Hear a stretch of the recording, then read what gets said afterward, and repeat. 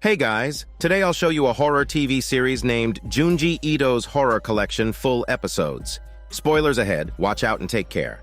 The first story, titled Suichi's Convenient Curses, begins with the sound of hammering nails echoing in the forest. It was the bully boy, Suichi, nailing voodoo dolls to trees. Meanwhile, his classmate felt a sharp pain in his stomach while walking down the road. It turned out that Suichi was behind all this, as he was cursing the classmate at that very moment. The scene shifted to a classroom where the adorable Suichi was praising himself under his breath. He believed that no one could compare to him because he had supernatural powers. Nearby, a female classmate was discussing the events of the previous night. Apparently, the cursed classmate was still in the hospital. Suichi had never liked the classmate, so he had taken the opportunity to teach him a lesson the previous night. The female classmate thought Suichi not only looked strange, but also seemed dim-witted. At that moment, two classmates were arguing outside the window. The quarreling students were Kuroda and his deskmate. Suichi observed the scene and seemed to have found a new target. The scene changed again as Suichi quickly returned to the forest. He dug up a hibernating frog and placed it in a box to keep.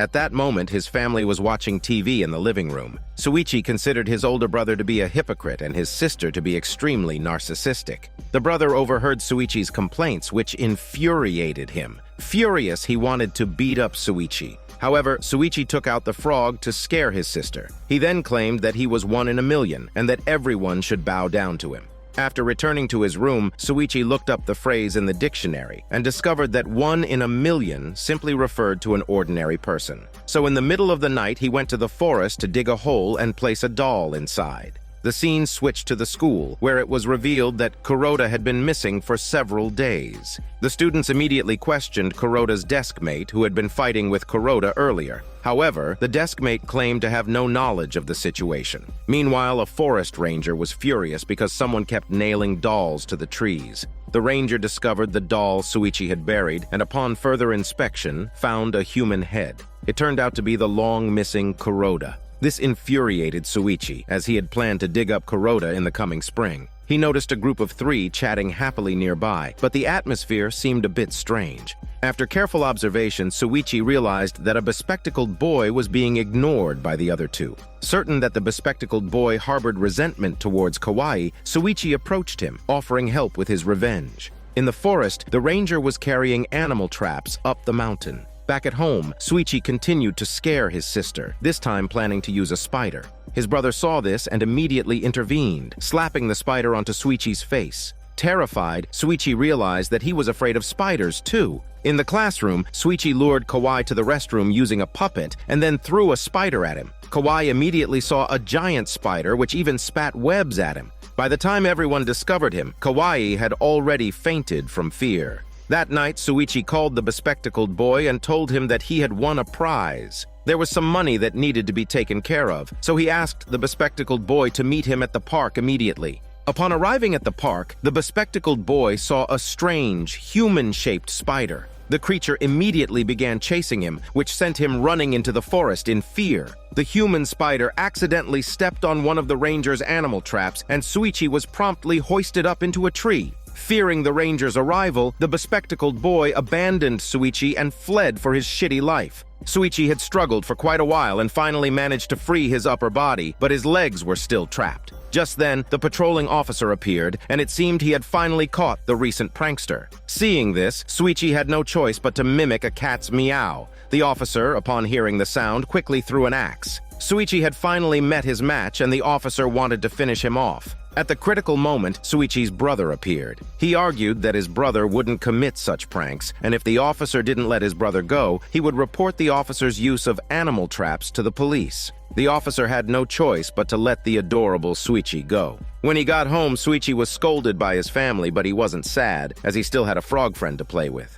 The second story, titled Hellish Doll Funeral, begins with a girl who had been dead for 2.5 years, but her body continued to grow. Her parents thought it was a divine miracle, so they didn't bury her but kept her by their side, hoping for the day she would come back to life. Little did they know, this phenomenon was not a miracle, but a sign of an impending monstrosity. Legend has it that there is an extremely horrifying curse in this world, and once someone is afflicted, they gradually turn into a hellish doll. The man never expected that the story from Legends would actually happen to his daughter. At first, the girl's entire body turned into wood, but she still maintained her thoughts and could communicate normally with her father.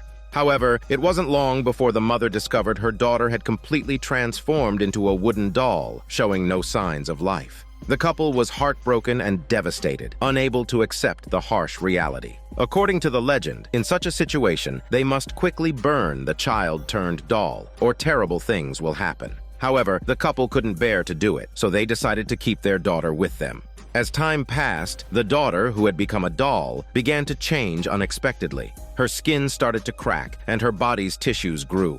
The couple was overjoyed, thinking their daughter was coming back to life. But as the days went by, things didn't go as they had hoped. The daughter's body deteriorated more and more, and her face became increasingly monstrous. She no longer resembled a human being. It was only then that the elderly couple finally decided to burn the doll, but it was already too late. As the eye started to move, a monster was born, which marks the beginning of their doom. The third story, titled Fashion Model, begins with an amateur actor named Saki, who had a bad feeling today. Every time he felt this way, something terrible was bound to happen. Feeling restless, he flipped through a magazine and saw a model's face that gave him chills. Worse still, the face haunted him, appearing in his mind, making him anxious and uneasy. Fortunately, the film crew was busy, and Saki soon forgot about it. Their film received an award, and they decided to forge ahead. This time, they chose to select the female lead through a public recruitment process. To their disappointment, they only received 3 resumes. The first girl was ordinary, but the second girl was pretty and adorable, satisfying everyone. When they saw the third resume, Saki shouted in fear, recognizing the terrifying model from the magazine. Surprisingly, the director immediately decided to hire both the cute girl and the model, saying that their looks would bring popular appeal. On the day they met, Saki was still shocked. The model was extremely tall. To ease the atmosphere, the director claimed Saki was the model's fan. Seeing the model smile at him, Saki felt utterly unwell. On the way to the shooting location, everyone was silent. Saki felt uneasy in the car. The director mentioned that the location was deep in the mountains. The girl with braids in the back seat joked that they were shooting a horror film in such a remote place, which made everyone laugh. Upon arrival, everyone began to familiarize themselves with the script. Saki felt uncomfortable and saw the model staring at him. He decided to go for a walk. After walking for a while, he suddenly felt a chill and saw the model right behind him. He ran away in fear, but the model chased closely. He hid behind a tree and eventually escaped. Saki hurried back to the crew and told them he had a bad feeling. They decided to leave while the model wasn't there. However, as soon as they finished speaking, the model returned, and they had to continue shooting as planned. Saki and the girl were acting out a scene when the model, who had been waiting for a long time, impatiently asked the director when it would be her turn. The crew decided to shoot a few scenes with her and then distance themselves from her. Suddenly, the bespectacled guy ran over, terrified, saying that the model was eating the cute girl. Everyone thought it was absurd, but Saki was uneasy. Led by the bespectacled guy, they searched for the model and the girl, but couldn't find them. At that moment, Saki discovered a blood-stained rock. Everyone was stunned when a terrifying face appeared from behind the rock, claiming to be the main character. They ran away in fear, but the bespectacled guy, who was a step too slow, was caught by the model, who left a large bite mark on his neck. In the chaos, Saki tripped over a tree root and fell, implying his fate. The fourth story, titled Long Dreams, begins with a man developing a strange illness. His dreams were getting longer and longer, while in reality they only lasted a few seconds. Recently, he had spent an entire year in a dream, unable to remember the day before he fell asleep or his real-life memories. This caused significant distress in his daily life. Left with no choice, the man went to the hospital. After hearing the patient's story, the doctor chose to believe him, even though he had never encountered such a strange illness before. The doctor asked the patient to stay in the hospital so they could observe his sleep patterns. That night, the man's body convulsed, and his eyes rapidly moved, all in an instant. His brain waves indicated that he had entered an extremely deep sleep. The doctor quickly woke the man up. He opened his eyes slowly but couldn't remember where he was. After the doctor's reminder, the man recalled that he was in the hospital. This time, he had a year-and-a-half-long nightmare. The doctor couldn't determine the cause and asked the man to continue staying in the hospital for observation. It had been over 20 days since the man was hospitalized. During his stay, he dreamt about preparing for college entrance exams, enduring 9 years of studying and testing. He also dreamt about searching for a restroom for 8 years, holding it the entire time. Just last night, the man's dream spanned 10 years, during which he became a soldier hiding in a tropical rainforest. However, the doctor still couldn't find the cause of his condition. With only 2 days passing in real life but 10 years in the dream world, the man asked the doctor how to cure his ailment. The doctor tried to comfort him, saying that dreams were just illusions and that they only lasted a few seconds in reality. There was no need to fear their length. Nevertheless, the man was tormented by his dreams, a pain that others couldn't understand. As he had anticipated, his dreams grew longer and longer. Even from the doctor's perspective, the situation was baffling. After a month, the man started using different languages every time he woke up. When 2 months had passed, even his body had changed, resembling the evolution from ancient to modern humans. The man could no longer remember people or events from the real world. It took the doctor a long time to remind him that he was in the hospital. The man was terrified, fearing that if he had a never-ending dream, he wouldn't recognize himself in reality. But the doctor was at a loss. One night, the man didn't wake up again. The doctor couldn't even imagine how far into the future the man had dreamt. The doctor sat by the patient's side, waiting quietly until morning. This time, the man never regained consciousness. A gentle breeze blew and his body slowly disintegrated into fragments that drifted away with the wind. The man's spirit had journeyed into an eternal dream. The fifth story, titled The Crossroads Pretty Boy, The Lovesick Dead, begins with a boy, Suke, moving back to his hometown to attend high school. There, he reunited with his childhood friend Midori in class. Midori introduced her best friend Lady Bro to Suke. The three chatted and gradually became friends. Lady Bro told Suke that Midori was very popular in class and was the dream girl for many boys. Countless people had gone to the crossroads to have their fortunes told for her sake. Upon hearing this, Suke said that people shouldn't dabble in fortune-telling and left without looking back. When he returned home, Suke brooded. He didn't know why, but on foggy days, many people would flock to the streets, waiting at the crossroads for the first person to pass by, asking if their love would come to fruition. Gossip spread in the classroom about a girl who had slit her throat at the crossroads the day before. It was said that she had her fortune told before her death, just like an incident 8 years ago. Suke, who had eavesdropped, felt uneasy and rushed outside. It's revealed that 8 years prior, a young woman had stopped Suke, telling him she was pregnant with a married man's child and asking if their relationship would have a future. At the time, Suke bluntly told her it was impossible. He left the woman in despair. That night, Suke worried about her, and the next day he returned to the place where they had met, only to find her dead by ending her own life. Suke was consumed with guilt, believing he had caused the woman's death and the death of her unborn child. At this moment, Midori came over and asked Suke with concern if he had any bad memories of the crossroads. Suke quickly denied it, but Midori shared her own painful memories, revealing that the woman who ended her own life 8 years ago was actually her aunt. Suke was shocked by this revelation and began avoiding Midori out of guilt. Midori noticed Suke's strange behavior but didn't know why. Seeing Midori upset, Lady Bro decided to help her by asking Suke if he disliked Midori. In pain, Suke covered his head and said it was his fault, that he wasn't worthy of liking Midori and that they should end their relationship. Lady Bro didn't know how to respond, so she went to the crossroads for a fortune-telling. As the pretty boy, the first person to pass by, approached near, Lady Bro asked him about Suke and Midori's situation, wondering how they could reconcile. Surprisingly, the pretty boy coldly advised her to consider her own feelings instead of others. Later, Lady Bro told Midori that Suke wanted to break up with her and confessed that she also liked Suke. The pretty boy's words made Lady Bro realize that she had been deceiving herself, and she decided to live according to her heart from then on. So Lady Bro launched a relentless pursuit of Suke, her behavior becoming increasingly bizarre. Every morning, she would wait outside Suke's house to give him a lunchbox. Suke politely refused, but Lady Bro ignored him. Suke finally couldn't take it anymore and told Lady Bro bluntly that he didn't like her and that she should give up. Lady Bro couldn't believe it. She had done exactly what the pretty boy had told her to do, and she truly liked Suke, so she was confused why it happened this way. On the other hand, classmates were buzzing about the recent deaths at the crossroads. It was said that the victims had all asked the pretty boy for fortune-telling before taking their own lives. As Suke walked home from school, Lady Bro followed him. Suke reluctantly apologized to her, explaining that he didn't dislike her, but couldn't forget Midori and couldn't date other girls. Lady Bro tearfully accepted his words, and then took out a knife to slit her own throat. Suke watched in horror as she fell, believing that the pretty boy was responsible for her death. Determined to prevent more people from being hurt, Suke resolved to catch the pretty boy. He began offering hopeful fortune-telling to passers-by at the crossroads to counteract the pretty boy's influence and atone for his actions 8 years ago. Gradually, Suke found himself haunted by the ghosts of the suicide victims, but he still refused to give up. Midori was puzzled by Suke's actions, and he explained that it was all to catch the pretty boy. With that, he charged into the fog, and the pretty boy appeared. Suke immediately gave chase, but lost him after a few turns.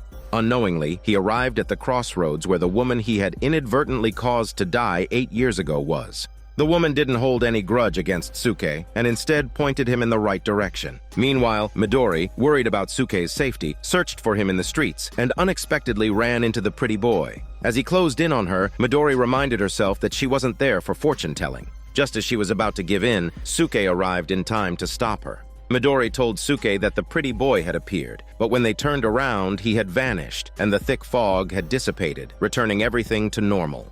The sixth story, titled Slug Girl, begins with a girl named Yuko feeling unwell, unsure of what she had eaten. She began to have difficulty speaking and grew weaker. Soon, she stopped attending school. Her close friend worried about Yuko's health and went to visit her after school. Upon entering Yuko's house, the friend saw her parents in the yard, desperately scattering salt to get rid of slugs. They complained that no matter how many they killed, there were always more, possibly due to the damp ground. The mother led the friend to Yuko's room to check on her. At that moment, Yuko was wearing a mask and covering her mouth with her hands. Her mother asked if she felt uncomfortable, but Yuko abruptly pushed her away, realizing her secret was about to be revealed. She decided to let them know the truth. To their shock, a slug crawled out of Yuko's mouth. Panicked, the mother called her father for help. He suggested using salt, which slugs fear the most. They filled a bathtub with salt and had Yuko lie in it, instructing her to open her mouth to ensure the salt would kill the slug. After Yuko submerged herself, her parents grew anxious as time passed without her re-emerging. They frantically searched, only to find Yuko's shrunken head. It turned out her body had shrunk due to the salt. The couple quickly washed Yuko, but the slug was still alive, crawling out of her mouth once again. From then on, the slug lived in the backyard with Yuko's head attached to it, like a snail's shell. Whenever someone approached, she would open her eyes and gaze at them mournfully. The seventh story, titled Shiver, begins with a girl named Rina, who seemed to have been born with a strange illness and never went outside. One day, the neighbor Yuji saw Rina sitting by the window. She gave him a slight smile and pointed somewhere, but her hand was covered in black dots that, upon closer inspection, were tiny holes. This reminded Yuji of his grandfather, who had died from a similar condition. Yuji told his friend about Rina and his grandfather. The friend claimed it must have been Yuji's imagination. That afternoon, the friend visited Yuji's house and mentioned Rina. It turned out that the friend's mother had been the midwife for Rina's birth. Rina had been born without crying or even breathing, yet she had survived. 3 days later, small holes appeared on her body, and she breathed through them. The friend thought his mother was joking and warned Yuji not to take it seriously. However, when the friend found Yuji's grandfather's diary, he was shocked by its contents. Yuji's grandfather had obtained a jade carving by chance, and from then on, he felt cold every day, with small holes appearing on his skin. One day, an uninvited doctor visited and gave him an injection before leaving. The next day, more holes appeared on his grandfather's body, and cold air blew into him from the holes. On the third day, insects like the jade carving flew into the house and crawled into his body. By the fifth day, his condition had worsened. He realized the jade carving had cursed him, but even after he threw it out the window, he couldn't change his impending death. After reading the diary, Yuji suddenly understood. The curse must have somehow transferred to Rina, which is why holes appeared on her body. Just then, Rina appeared at the window. As before, she gave Yuji a faint smile, then stretched out her finger, pointing at something. At that moment, a strange doctor appeared. Rina seemed frightened of the doctor, and Yuji felt that this doctor might be the same one who had treated his grandfather. He wondered if the doctor's appearance was related to the jade carving and whether he should tell the girl's parents. As Yuji was lost in thought, a figure appeared where the girl was pointing, and he found the jade carving from the diary. In the night, a typhoon began to blow outside. Yuji's house experienced a power outage. Just as he was about to open the curtains to check the situation, he found the body of the friend, covered in black holes, pressed against the window, shouting that he was freezing cold. It turned out that the friend was the one who had taken the jade carving, thinking it was worth a fortune, and had been overcome by greed. However, he never expected that the curse would be transferred to him. He told Yuji that the doctor was the messenger of the curse, appearing wherever the jade was. As the friend was speaking, he seemed to sense something and looked to his left in terror. The same doctor had appeared. Scared, the friend hurriedly ran to the side, but the doctor slowly pursued him, seemingly unaffected by the situation. The next day, someone found the friend's body by the river, covered in small holes. Rina, who had been covered in holes before, had returned to normal due to the friend's greed.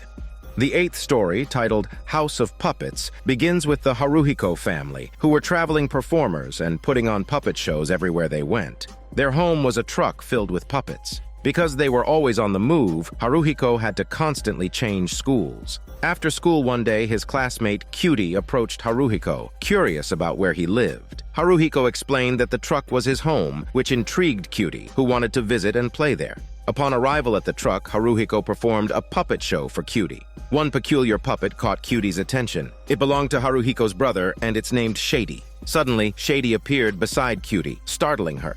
After some time, the puppet shows in the area came to a successful conclusion, and the Haruhiko family moved on to the next destination. As they left, Cutie ran out to say that they would meet again in the future.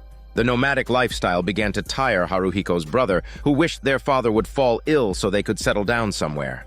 Not long after he expressed this desire, their father fell sick. The siblings found a house for their father to recuperate in, and he continued teaching them the art of puppetry during his illness. He claimed that puppets were merely tools for puppeteers to convey their emotions, and their lives and deaths were entirely dependent on the puppeteers. However, the fluffy older brother named Fluffy had a different perspective, feeling that humans were controlled by puppets. Despite their poverty, their father remained attached to the puppets, as if governed by them. The next day, Fluffy left home with Shady. Half a year later, their father passed away. Haruhiko and his sister now relied on each other for support, and he gave up performing with puppets. One day, Haruhiko encountered Cutie from years ago. The next day, she visited Haruhiko's home and produced a letter from her mailbox. It turned out that this letter was from Haruhiko's older brother Fluffy, who was now living in the same city. Soon, they arrived at his house, but the puppet Shady greeted them instead. Haruhiko noticed someone controlling the puppet from above and asked if Fluffy was up there. At that moment, Fluffy's family walked out, their bodies fitted with piano wires like puppets. The siblings were shocked by the scene. Fluffy then shared his story. When he had left home penniless, Shady had helped him, bringing him good fortune and eventually leading to him becoming a company boss. After dinner, the puppets even performed a ballet dance. After that day, the siblings were often invited over by Fluffy. The sister mentioned that she wanted to dance ballet like the puppets, but Haruhiko objected. However, Fluffy's wife insisted on helping the sister get ready. Haruhiko asked Fluffy if they were suspended from the ceiling, and Fluffy confirmed that they were being controlled. The employees he had hired were on the ceiling, and he had even renovated the house for this purpose. Haruhiko wondered if his older brother couldn't move on his own, but Fluffy thought being controlled by someone else was fine, since he only needed to move his fingers and not exert any effort. By then, the sister had changed her clothes and started being controlled as well. Haruhiko felt something was wrong and tried to leave with his sister, but she wanted to stay. Fluffy also tried to persuade Haruhiko to stay, but he refused. After returning home, Cutie asked where the sister had gone, but Haruhiko didn't know what to say and avoided the question.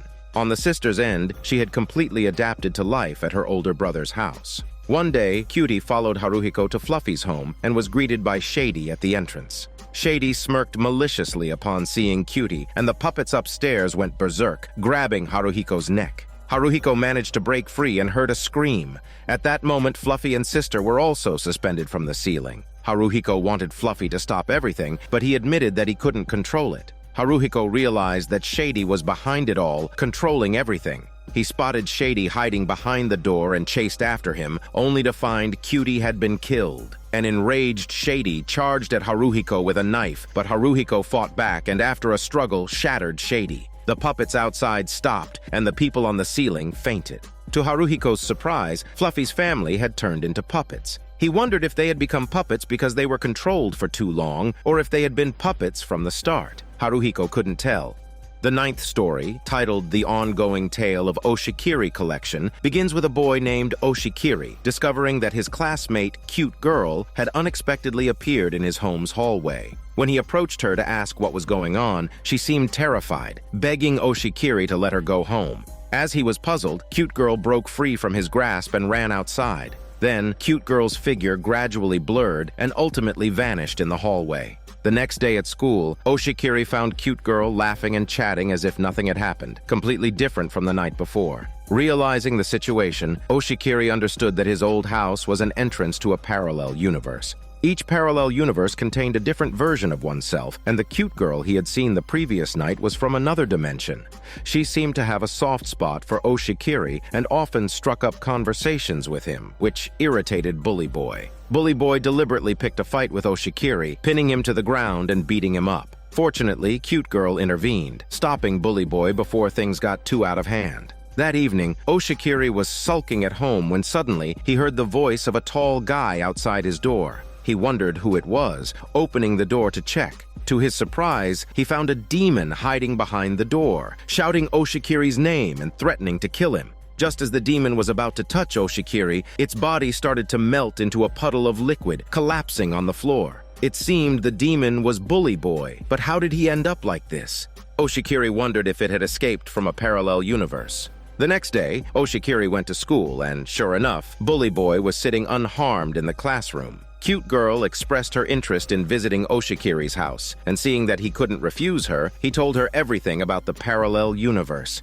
He admitted that he had encountered several versions of himself from other dimensions. Unexpectedly, Cute Girl disappeared during their conversation and was missing for several days. It was as if she had evaporated into thin air. One night, Oshikiri suddenly heard a noise outside his door. Upon opening it, he saw a disgusting mass of flesh tangled together, and from within it, Cute Girl's voice cursed him, wishing him an ill fate. The flesh then began to quickly flatten, turning into a sticky liquid on the floor, just like the previous demon. His classmates kept turning into monsters, and Oshikiri suspected that an alternate version of himself from another dimension was responsible.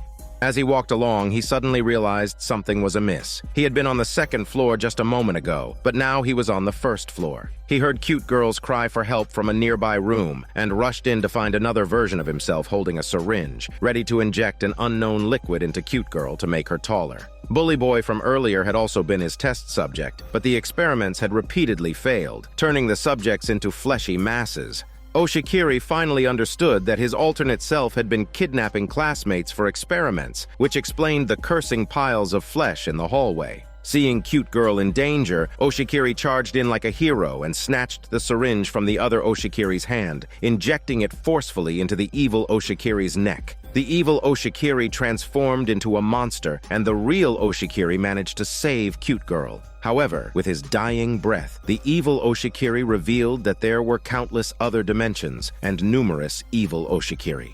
After speaking, the evil Oshikiri turned into a puddle of liquid. His words left Oshikiri feeling uneasy. The two of them stared at the sticky liquid in front of them, discussing how to return to their own universe, completely unaware that behind them another pair of feet had just appeared. The 10th story, titled Cloth Teacher, begins at the end of summer vacation when the first order of business upon returning to school was to copy homework. The class's top student, Wakayama, had just entered the classroom when a classmate asked to borrow his math homework to copy. Just as he flipped through his workbook, a nail suddenly flew in from a distance and stuck itself in the workbook. It was Suichi causing trouble again. Wakayama threatened to tell the teacher, but Suichi seemed unfazed. After the bell rang, the teacher entered the classroom. However, today's teacher seemed strange, with a vacant look in his eyes and a nail in his mouth. During the break, the teacher and Suichi were playing a game of spitting nails, which they both enjoyed. However, the other students found this teacher quite bizarre. His running style was very creepy, and his teaching seemed half-hearted. Wakayama stood up to protest, but the teacher became furious and ordered Wakayama to run 100 laps around the field. Exhausted and panting, Wakayama suspected that Suichi was up to something. Just as Suichi was preparing to escape by climbing over the wall, Wakayama grabbed his pants, causing them to fall off in front of everyone. Suichi, now bare-bottomed, awkwardly ran away. To teach Wakayama a lesson for embarrassing him in public, Suichi decided to play a prank. The next day, Wakayama mysteriously grew a beard. Although it added a touch of masculine charm in the eyes of the girls, the teacher came over with a razor to shave Wakayama's beard. As the teacher's trembling hands approached, Wakayama immediately tackled him, causing the teacher to fall and accidentally cut off one of his fingers with the razor. Despite this, the teacher did not give up and spat nails at Wakayama, cornering him against the wall and slashing his face with the razor. Fortunately, a female teacher arrived in time to save Wakayama. After the teacher left, everyone picked up his severed finger and discovered it was made of cloth. With his trick exposed, Shuichi rolled his eyes in frustration. The students had originally planned to investigate the matter with the female teacher, but surprisingly, she had also turned into a cloth puppet. Her face twisted and terrifying, she seemed ready to devour the students alive, even more frightening than the previous teacher. The students ran away in fear, but one of them was caught. The female teacher wrapped a rope around his neck, intending to strangle him. In desperation, Wakayama grabbed a torch from a nearby fire pit and set the female teacher on fire. The three of them finally escaped her clutches. They arrived outside Shuichi's house, ready to apprehend the suspect. They saw a window on the second floor open, and Shuichi climbed out. The three of them followed him to the end of the hallway, where they found a cloth puppet resembling Wakayama, complete with a beard. Wakayama believed Shuichi had created the cloth doll and then manipulated the doll to affect the real person. His friends wanted to destroy the cloth puppet, but Wakayama said he wanted to see how Shuichi used the cloth puppet to curse people. If the cloth puppet went berserk, they could destroy it then. The next day, the female teacher waved her whip on the playground with half of her face burned. At the same time, Shuichi was preparing to curse Wakayama with a cloth puppet, planning to make him run naked for 100 laps around the field. Just as they were about to enjoy the spectacle at the playground, the cloth puppet teacher from the first day suddenly appeared from the bushes, wanting to continue playing the nail-spitting game with Shuichi. Shuichi said he didn't have time, but the teacher insisted on playing, spitting nails at Shuichi's back. One of the nails hit Shuichi's buttocks. The female teacher was chasing students with her whip in the school, while Wakayama suddenly felt weak, as if he was about to be controlled by the cloth puppet. Not far away, the cloth puppet controlling Wakayama was running towards them. The crazed female teacher caught the cloth puppet and tore it to shreds. At that moment, the cloth puppet teacher also chased Shuichi, who had nails all over his buttocks. He climbed onto the wire fence but still had his pants pulled off. Shuichi lost face in front of all his classmates. He then lifted the curse on the cloth puppets, causing them all to fall to the ground. Shuichi's prank ended in failure once again. Soon, the cursed teachers were found, and the mysterious beard that Wakayama grew also disappeared. Everyone was safe, and the school returned to normal. The 11th story, titled Window Next Door, begins with a boy named Hiroshi, who had just moved into a new house with his family and was called by his mother to visit their new neighbors. He felt that the house next door was strange because it only had one window. After ringing the doorbell, no one came to answer the door. With no other choice, they continued visiting the next neighbor. The neighbor, an older woman, said that the house was always locked, but at night, shadows could be seen through the window on the second floor. There were people inside, but they rarely came out. After dinner, Hiroshi returned to his room on the second floor. He opened the window and saw that it was directly opposite the mysterious house's window. In his sleep, he heard a woman calling his name. Groggily, he opened his eyes and realized the sound was coming from outside the window. He pulled the window open and saw a middle-aged woman with sharp teeth and a terrifying face staring at him, inviting him to visit her home. Frightened, Hiroshi slammed the window shut. The next day, he looked towards the neighbor's window and felt nothing unusual. However, at night, the strange woman's voice came again, saying she wanted to visit Hiroshi's house. Startled, Hiroshi opened his eyes and pushed the window open. He saw the terrifying woman holding a rusty clothesline pole, stretching it towards his window. Just as it was about to reach him, Hiroshi knocked the pole down and yelled to wake up his parents. However, by the time his parents arrived, the opposite window was closed, and the clothesline pole had disappeared. His father believed Hiroshi was just dreaming.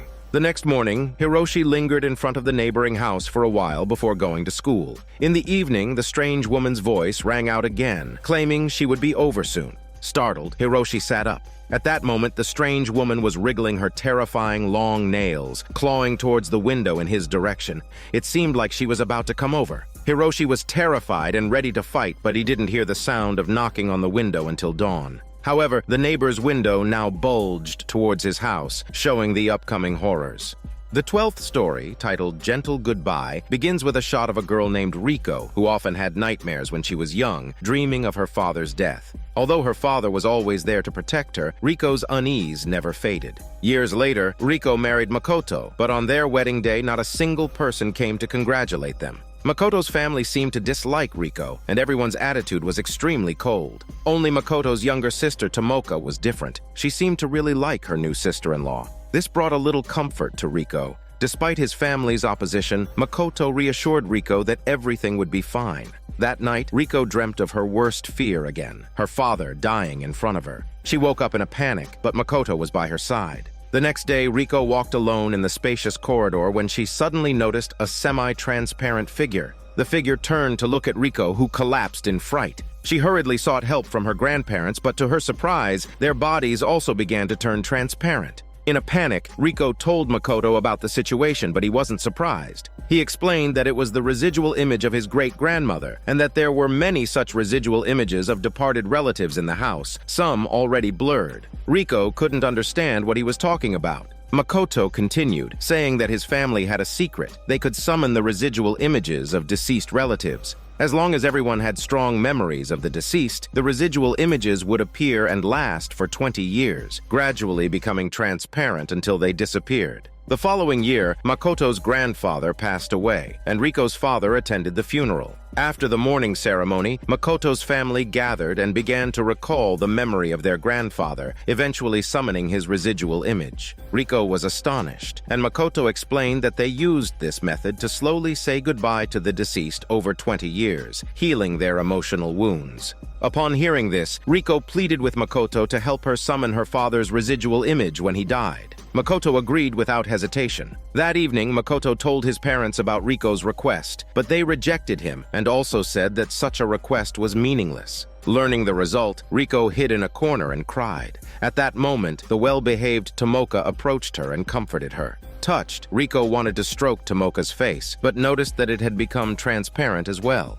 Makoto revealed that Tomoka had passed away due to illness 10 years ago, and her residual image was now gradually fading, soon to disappear. Meanwhile, Tomoka lay in her mother's arms, praising her new sister-in-law as a wonderful person, and saying she wished to stay with her mother forever. Her mother was moved to tears, which passed through Tomoka's transparent body. As time went by, Riko tried her best to gain her in-laws' approval, but their attitude remained cold. To her disappointment, she discovered that her husband was secretly dating another woman. Riko confronted Makoto, who reluctantly revealed that Riko had died in a car accident 10 years ago, and he had asked his family to summon her residual image. Realizing the truth, Riko understood why her in-laws disliked her, because she was just a residual image. Knowing the truth, Riko let go of everything and chose to leave. Before departing, she looked at Tomoka on the second floor, deeply bowing in gratitude for her companionship over the years. The two, who no longer belonged to this world, exchanged the sincerest affection. After saying goodbye to Tomoka, Riko returned home, hoping to spend the rest of her time by her father's side.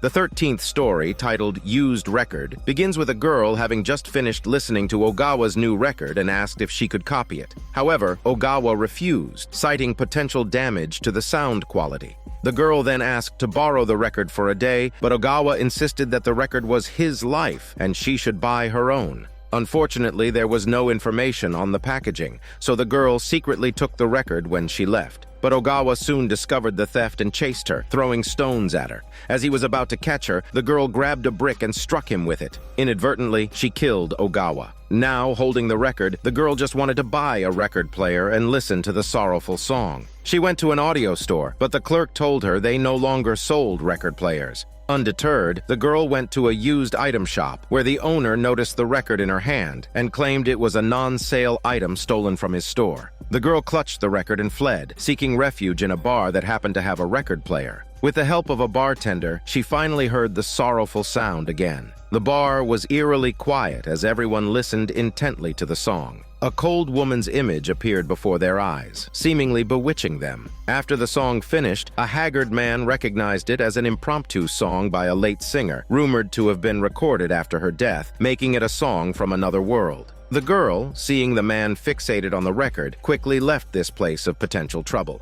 As she left, she encountered the used item shop owner again and, in a panic, ran back to the alley where she'd come from. Later, the pursuing owner found Ogawa's dead body. As the girl stepped on a pile of wood to climb over a wall, she was startled by the haggard man on the other side. She fell from the wall, dropping the record. The man mumbled that she must not want it anymore and took it for himself.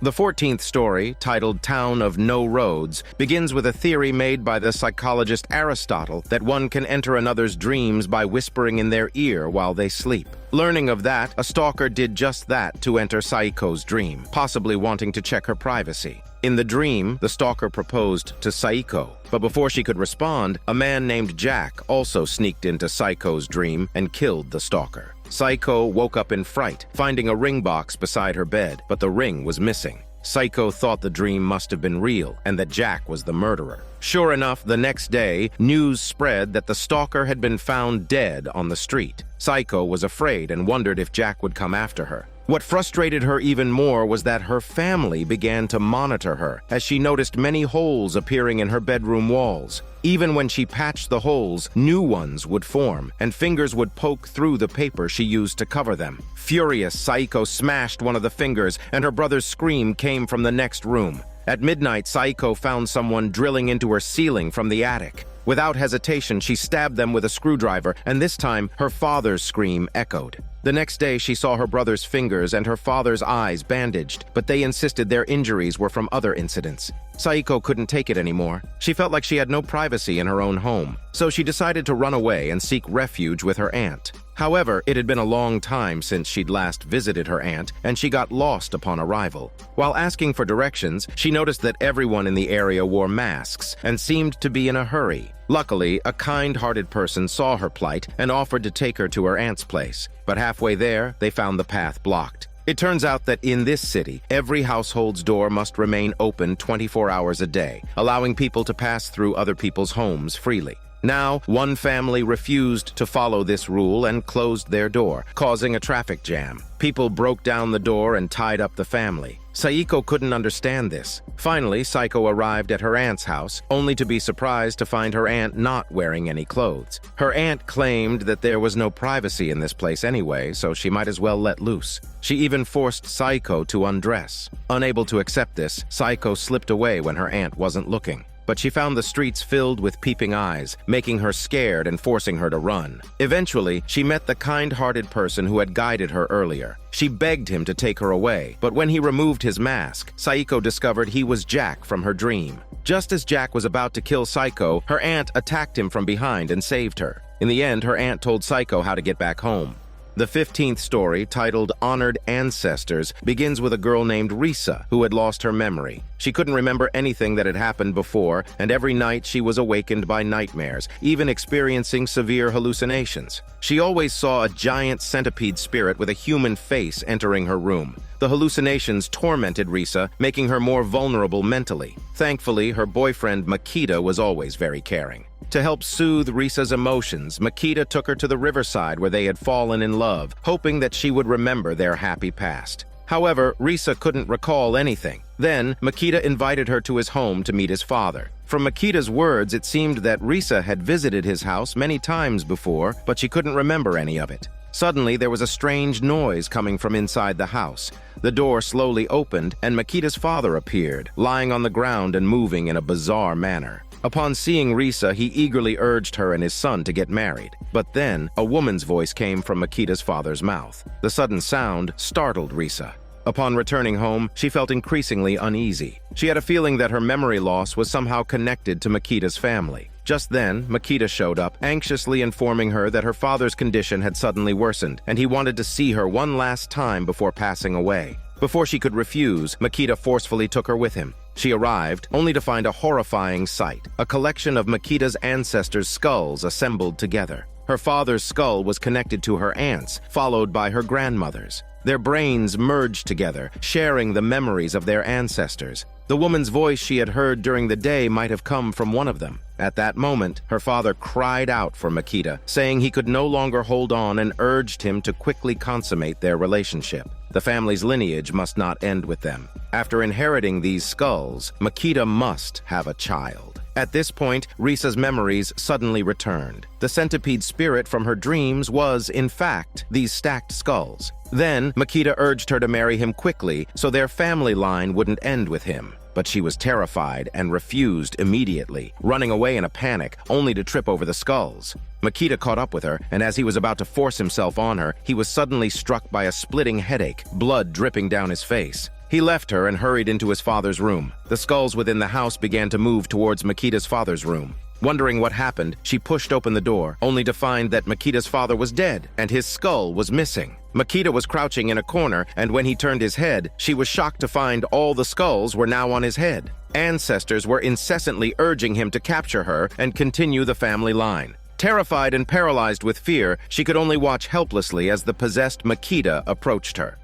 The 16th story, titled The Circus Comes to Town, begins with a circus arriving in the small town, and people from all around came to watch. However, the clowns here seemed to be rather unskilled. Soon, a clown in a red suit slipped and fell headfirst, landing heavily on the ground. The audience thought it was part of the show, while the ringmaster watched everything unfold without any surprise. He ordered the other clowns to clean up the scene, and then introduced the circus's star, Lelia, who made a dazzling entrance under everyone's gaze. Everyone was captivated by her beauty. They were all there to catch a glimpse of Lelia's stunning appearance. Lelia skillfully walked across the tightrope, and the audience clapped and cheered. Suddenly, the act's difficulty increased as 3 men attempted to form a human pyramid while walking on the tightrope. However, they all fell down before taking half a step. The ringmaster remained calm and collected, instructing the clowns to throw the 3 unfortunate performers out, while continuing to assure the audience that it was all part of the show and the performers were unharmed.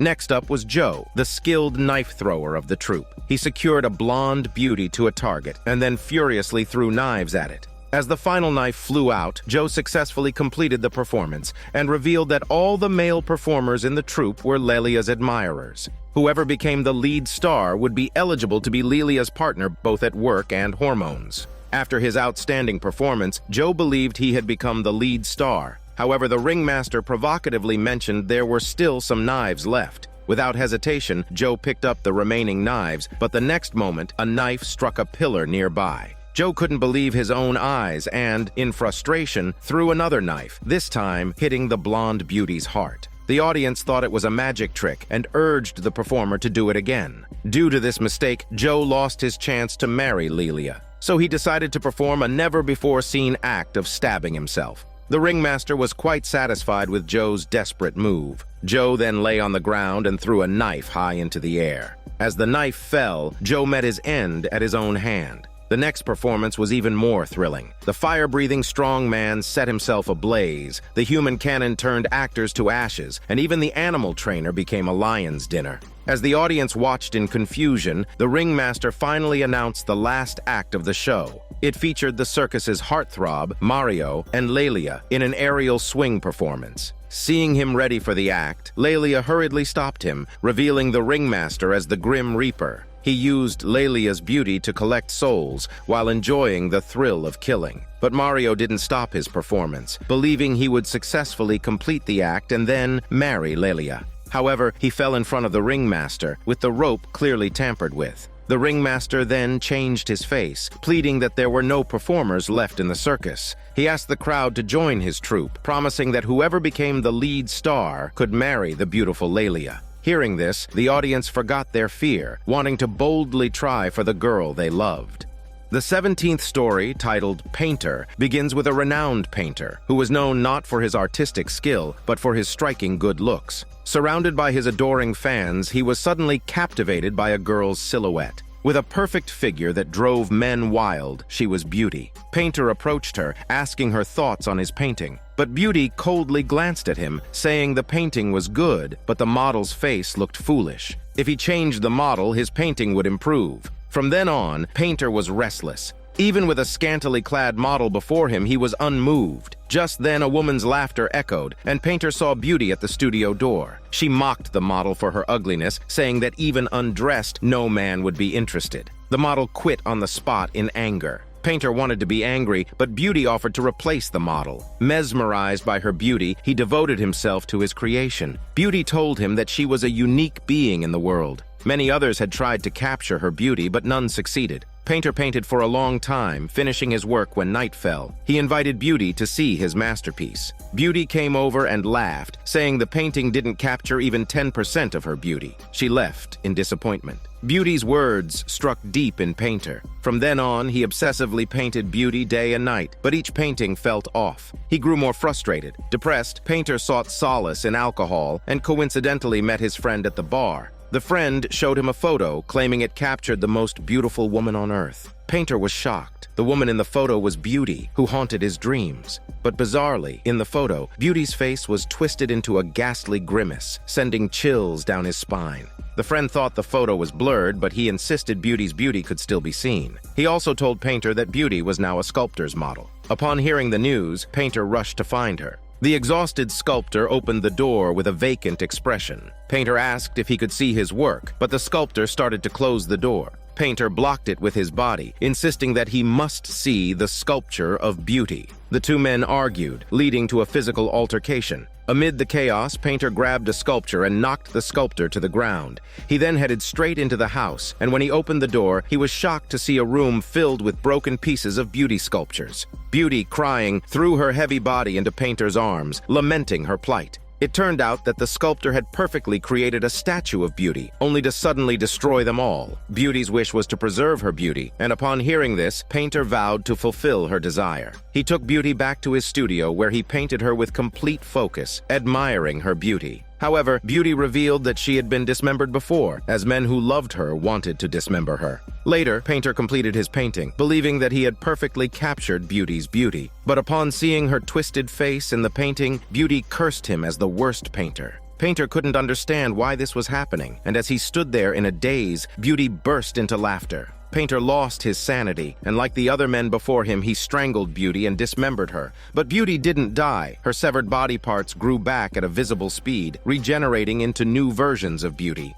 The 18th story, titled Blood Bubble Bushes, begins with a young couple's car breaking down while they were driving, and they intended to seek help from a nearby village. However, they lost their way in the woods and walked for a long time before finding a small cabin. Inside, several mischievous children were squatting. The man thought they were saved and eagerly asked for directions, but no matter how he asked, the children remained indifferent, staring at him and letting out eerie laughter. With no other choice, the couple continued on their way, but the woman soon felt a chill on her back. She turned to see the children following them, each holding a vine whip. The man didn't care and continued walking, but the children charged at them, using the whips to injure the woman. Seeing the blood on the woman's neck, the children's faces contorted, and they pounced on her like vicious dogs, sucking her blood. After driving the children away, the couple left in the direction they had come from, only to discover a village had appeared where there had been nothing before.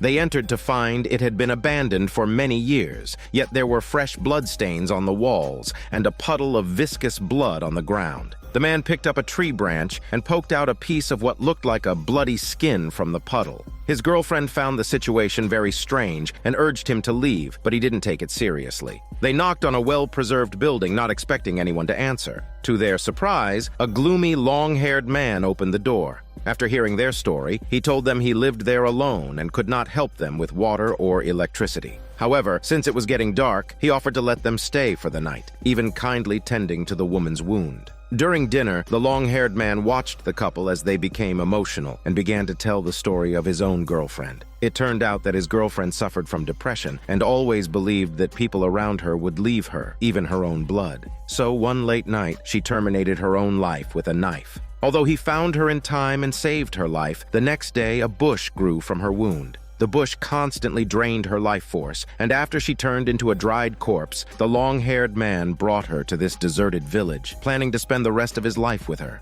After telling his sad story, both the man and woman were moved by his love, thinking they had met a good person. That night, the man suffered from a headache and had difficulty sleeping. When he woke up, he found that his girlfriend was missing, and there were fresh bloodstains on the floor. Sensing something was off, he followed the blood trail to a dark room, where he was shocked by the sight of numerous pulsating blood fruits, each seemingly alive. The long-haired man appeared from behind and explained that after his girlfriend's death, the blood bubble bush didn't stop growing, but instead flourished even more. He had been preserving the bush, just like he was preserving his loved one in his heart. After the long-haired man left, the man's headache worsened and he collapsed. A voice from a corner urged him to escape. Looking closely, he saw a person buried in the ground with a blood bubble bush growing from his head. The man then learned the truth from the buried person. The village was deserted because of the long-haired man who was a dark vampire. Those bitten by him would grow blood bubble bushes and be buried here as his food. The old man advised him to leave quickly. The man hurried back to the room, wanting to leave with his girlfriend, but the long-haired man appeared, saying they couldn't escape. Even if they left, his girlfriend would still return, as a blood bubble bush had grown from her neck. The man didn't care, and he took her away from the village. However, on the road, her blood bubble bush grew larger, draining her strength. The man had no solution until he discovered a small bush growing on his hand. He recalled the old man's words. He had to eat his own blood fruit to avoid being drained by the bush. As he hesitated, his girlfriend made a choice. The 19th story, titled Glyceride, begins with a girl, Yui, often sitting alone, gazing at the beautiful and holy Mount Fuji. Her mother passed away early, and her father struggled to make a living by running a barbecue restaurant. Due to years of smoke and fire, sensitive Yui found that the furniture, doors, windows, and even the quilts at home were covered with a thick layer of grease. Even her father's and brother's skin was coated with grease. She could even smell the floating grease particles in the air. Her father was busy with his livelihood and seldom took care of his daughter's emotions. Yui's brother Goro was a hot-tempered teenager. He often beat his sister and also had a strange habit of drinking salad oil. Yui discovered this, but Goro threatened her not to tell anyone. Afraid of being beaten, Yui had to agree. Time passed, and Goro entered puberty. Perhaps it was the greasy living environment that caused his skin to change. Goro, with a face full of acne, was often laughed at by others. He could only pretend not to care. However, when a few older boys bumped into the greasy Goro as he walked, they beat him up. From then on, Goro stopped going to school. He locked himself in the house all day, secretly drinking salad oil from the store. He blamed everything on his father, who ran the barbecue restaurant. To vent his anger, he often beat his sister. When his father tried to stop him, Goro would punch his father as well.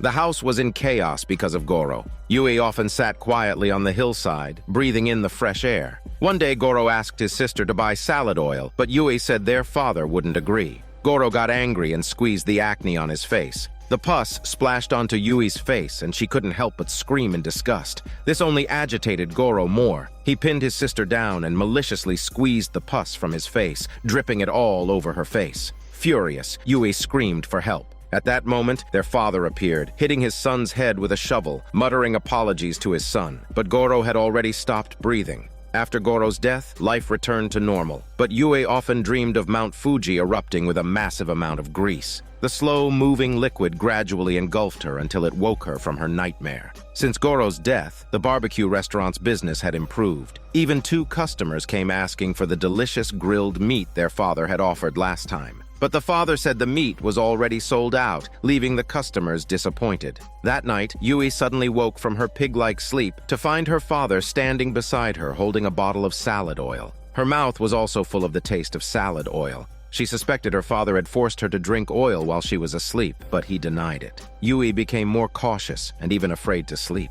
One night, Yui heard a strange sound. She followed it and found her father at the kitchen door, gulping down salad oil. On the cutting board lay a human foot. It's her father's own. It turns out the barbecue restaurant's business got worse, and the father couldn't supply the delicious grilled meat like that from his son. Yui was too alert for him to take her meat, so this time he targeted his own body. Yui was horrified to discover that instead of fresh blood, greasy fat flowed from her father's severed leg.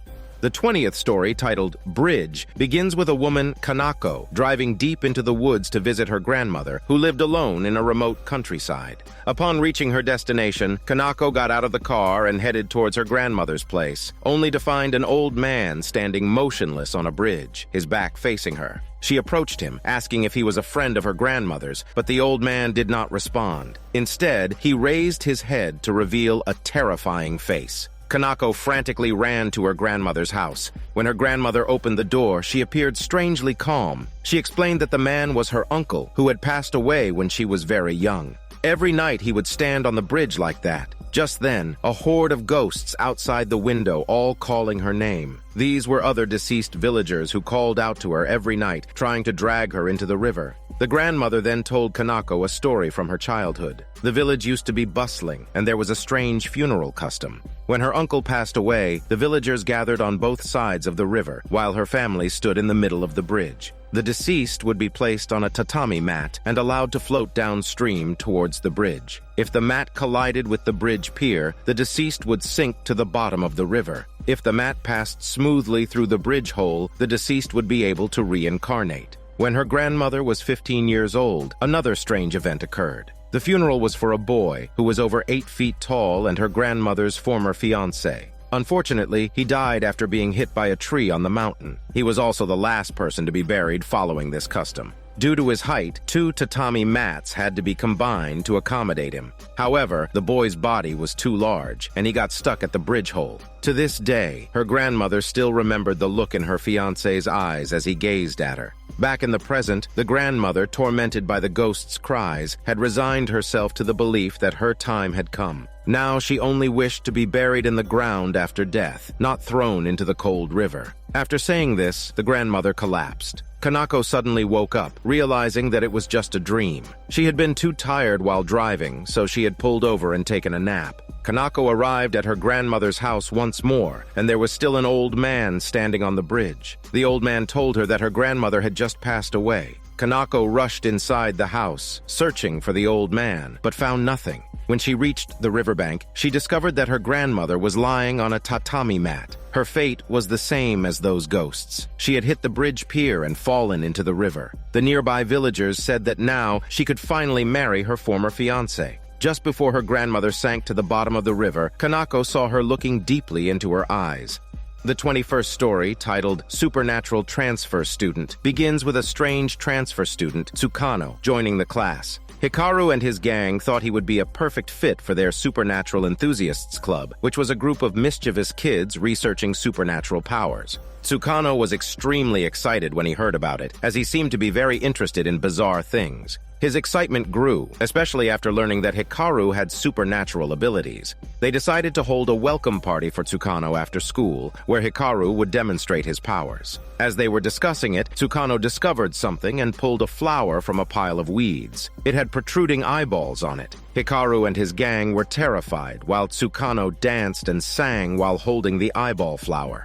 At the welcome party, the group gathered around to observe the eyeball flower in a jar. Kitagawa claimed to see the spirit of a warrior on the flower. Hikaru used his telekinesis to break a spoon, and Tsukano wanted to give it a try. Effortlessly, the spoon obediently broke. When everyone thought he had supernatural powers, he admitted that he broke it himself, which left Hikaru quite embarrassed. This might indicate that Hikaru just boasted about his supernatural abilities. A few days later, Tsukano said he saw a massive waterfall outside the school. The club members had lived in the area for many years and naturally didn't believe him. However, under Tsukano's guidance, they indeed saw the waterfall. Tsukano claimed that after showering in the waterfall earlier that day, he had gained a special ability. He stretched out his hand and emitted a beam of light, shooting down a bird from the sky. Tsukano told Hikaru that perhaps by showering in this waterfall, one could obtain unknown powers. A few days later, Hikaru mysteriously disappeared. The club members gathered to discuss the situation. Kitagawa decided to use his psychic powers to search for Hikaru. He sensed that Hikaru's soul was bound under the waterfall. He was tormented by his supernatural abilities and had jumped into the water to end his life. Tsukano appeared and said that Hikaru didn't end his life. Instead, he had tried to trigger unknown powers by going through the waterfall, but accidentally fell into the water. After that, Tsukano discovered a mysterious lake 1 kilometer away. However, they clearly remembered that this place was a modern residential area. Overnight, so many houses had disappeared and the original residents were missing. As everyone was terrified, Tsukano was still able to laugh. He wondered why they were afraid. The recent events that had occurred should be exciting experiences for them. Then, a giant dinosaur emerged from the water behind him. Since Tsukano transferred to their school, the city had been undergoing strange changes.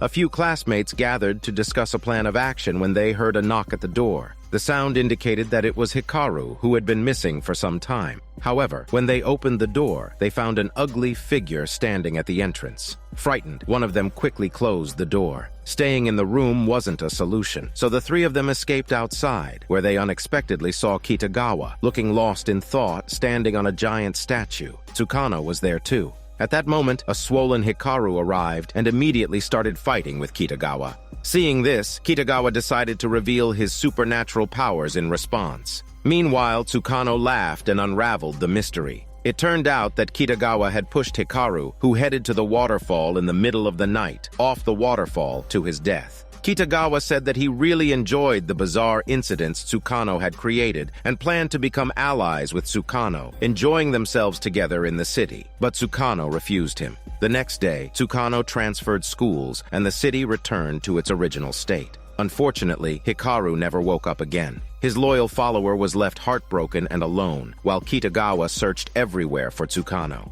The 22nd story, titled Scarecrow, begins with a group of people dressed in black lining up to visit the cemetery to pay their respects to deceased relatives. A father, holding the ashes of his daughter Yuki, sobbed uncontrollably. After the burial, the father prayed at Yuki's grave. Yuki's boyfriend came too. This young man merely wanted to offer his lover a bouquet of flowers, but was met with strong opposition from the girl's father. Initially, Yuki and her boyfriend were in a committed relationship, but their marriage was opposed by the father. Consequently, Yuki ended her life, but her boyfriend survived. The father placed a scarecrow on her grave and told the boyfriend that the scarecrow was there to ward off people like him. Seeing that Yuki's father disapproved of him, the boyfriend had no choice but to leave heartbroken, unaware of the eerie gaze of the scarecrow. Sometime later, visitors to the cemetery discovered that the scarecrow on Yuki's grave had been dressed in her clothes from when she was alive. Even its facial features had become lifelike, complete with flowing, long hair. It turned out that this was the father's doing.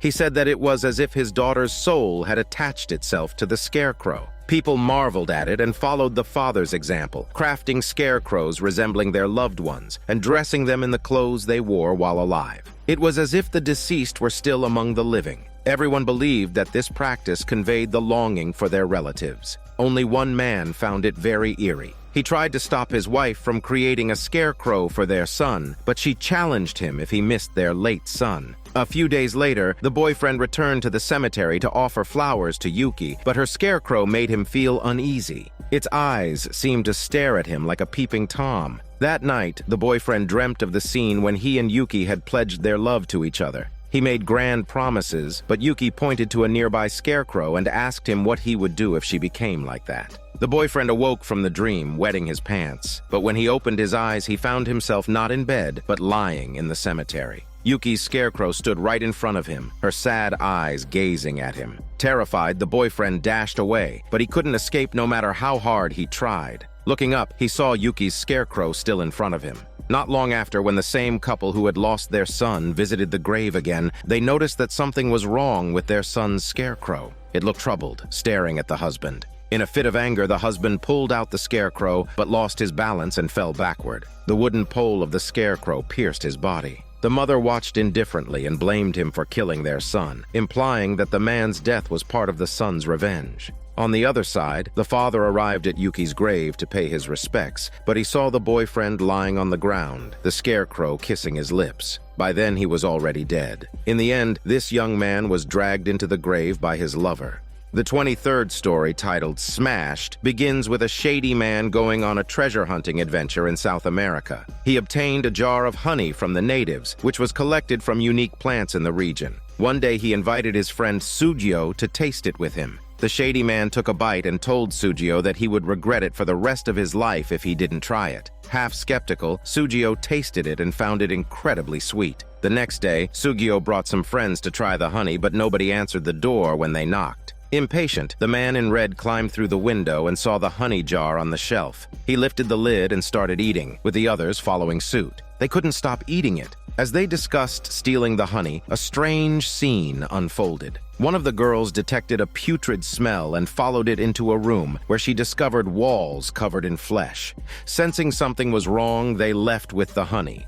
They divided the honey and started licking it voraciously. The next second, the guy in glasses exploded on the spot, shattering his glasses. Believing they were dreaming, they moved to another location and continued eating the honey. Accidents continued to happen until only 3 people were left. They realized the honey was the cause of their troubles and decided not to eat it anymore. However, after tasting the delicious honey, they couldn't stomach other foods. They lost 20 pounds within a week.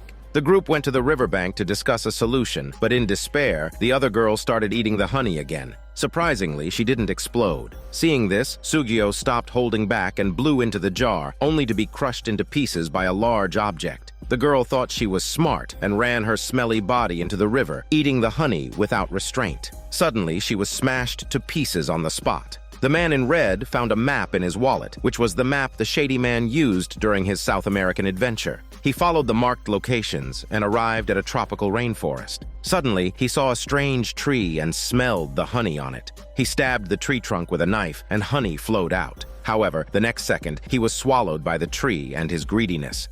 The 24th story, titled Tomie, begins with a female classmate named Tomie, who had died, and her classmates attended her funeral. In class, the teacher in charge reminded the students that the police had not yet caught the killer. He advised the girls to be careful and try not to go home alone. But as teacher lamented Tomie's death, someone entered the classroom. The students stared in disbelief because the person who walked in was none other than the recently deceased Tomie. Teacher took her to the staff room, telling her not to play such a cruel prank and asking if she was Tomie's twin sister. However, Tomie insisted that she was an only child and then hugged teacher, who had once said he would be with her after graduation. Seeing this, teacher looked terrified. Meanwhile, the classmates discussed Tomie's apparent resurrection. A student burst into the classroom announcing that teacher had been hospitalized because others found him yelling in the staff room, repeatedly calling Tomie's name. The students were puzzled because Tomie had been dismembered. As a female student named Reiko was leaving school, she suddenly heard Tomie's voice and saw the deceased Tomie standing by a bridge. In a daze, Reiko started running frantically. At that moment, classmate Yamamoto found her and urged her to turn themselves in. It turned out that during a field trip a few days ago, teacher allowed the students to engage in free activities. Tomie approached teacher and clung to him, revealing that she was pregnant. Suddenly, Tomie's boyfriend, Yamamoto, burst out and angrily confronted Tomie. The sound of their argument grew louder and all the classmates heard everything clearly. In the midst of the struggle, Yamamoto accidentally pushed Tomie into a cliff. Tomie slipped, dying from the fall. Yamamoto wanted to call an ambulance, but teacher held him back and asked if he wanted to turn himself in and admit to killing Tomie. Yamamoto hesitated, and the classmates chimed in, saying Tomie brought it upon herself. They believed a frivolous woman like her deserved to die, and it wasn't worth sacrificing their own lives for her. Teacher suggested they happened to have a dissection class that day, so all the male students stripped down to their underwear, preparing to dismember Tomie's body to destroy the evidence. During the dissection process, Tomie suddenly woke up. She wasn't dead yet. However, her classmates couldn't let her live now, so everyone suffocated the struggling Tomie. Under teacher's guidance, they cut Tomie into 42 pieces, one for each of the 42 students in the class. They each carried their parcel and threw them in different places. Tomie's best friend Reiko threw her parcel under the bridge they often passed on their way home. They thought everything would go unnoticed, but Tomie's sudden resurrection threw everyone into disarray. Yamamoto and Reiko wanted to go to the police, but the other classmates wouldn't let them. Yamamoto and Reiko ran for a long time, but were eventually cornered by their classmates. Just as they were about to kill the two to silence them, Tomie appeared, wearing a skirt made of the cloth used to wrap her body parts. The sight terrified everyone, and they knew the resurrected Tomie wouldn't let them off easily. The scene shifts to 2 years later. A boy meets a woman who looks a lot like Tomie at the beach. He falls deeply in love with her at first sight. The woman introduces herself. They are smitten with each other and quickly establish a romantic relationship. However, the boy has a long-term girlfriend, Yuki, who is unfortunately suffering from kidney failure and waiting for a suitable kidney donor in the hospital. The boy often visits Yuki, but she notices that his visits have become less frequent and his attitude has changed. Instead of showing concern, he seems insincere. One day, after the boy leaves, Yuki sneaks to the window, suspecting he's hiding something from her. To her surprise, she sees a beautiful woman. Watching their sweet departure, Yuki instantly turns cold. The next day, the woman who looked a lot like Tomie found Yuki. She introduced herself arrogantly and then rudely warned Yuki not to see the boy anymore. Yuki was baffled by her behavior. Even though the boy was recently infatuated with the beautiful woman, she believed he would come to his senses. However, the woman acted haughty and taunted Yuki about her appearance. On the verge of breaking down, Yuki told her to leave, but she persisted, claiming the boy wanted to break up with Yuki for a long time and even hoped she would die. Yuki refused to believe her boyfriend would say such things, but the woman seemed to enjoy the situation. Furious, Yuki threw a doll at her who was angered by her actions. As the woman prepared to retaliate, a nurse arrived in time, forcing her to leave. At this point, the insane teacher had escaped from the mental hospital. Ever since dismembering Tomie, he had been plagued by severe mental issues and was committed to the institution, but now he was free. The following day, the boy visited Yuki as usual, but she turned her back on him, heartbroken. She told him about the woman's visit and asked him not to come anymore. The boy was furious about the woman confronting Yuki and angrily questioned her. She claimed that Yuki was having an affair with a doctor, but the boy couldn't take it anymore, knowing these were the woman's lies. She became angry and stormed off, but the boy hesitated and called her name.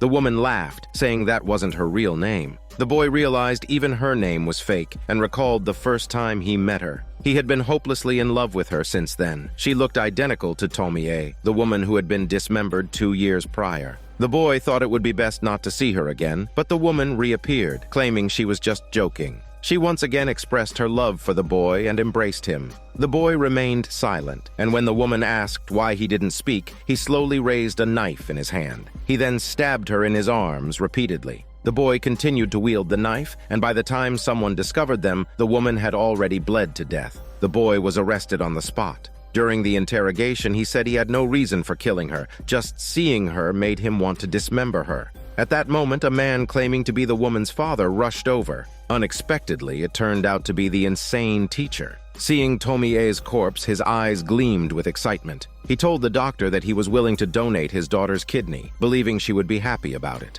Before long, Yuki successfully underwent a kidney transplant. When she asked the nurse about the donor's name, the nurse hesitated, explaining that the hospital's policy prevented them from disclosing that information. That evening, Yuki didn't touch the meal the nurse brought her, as her stomach suddenly swelled as if she were pregnant. Then Yuki felt a sharp pain, and the doctor arranged emergency surgery for her. However, when the scalpel sliced open her abdomen, a strange head emerged from Yuki's belly, saying that her real name is Tomie. This is Daniel CC Movie Channel. Stay safe and enjoy your day.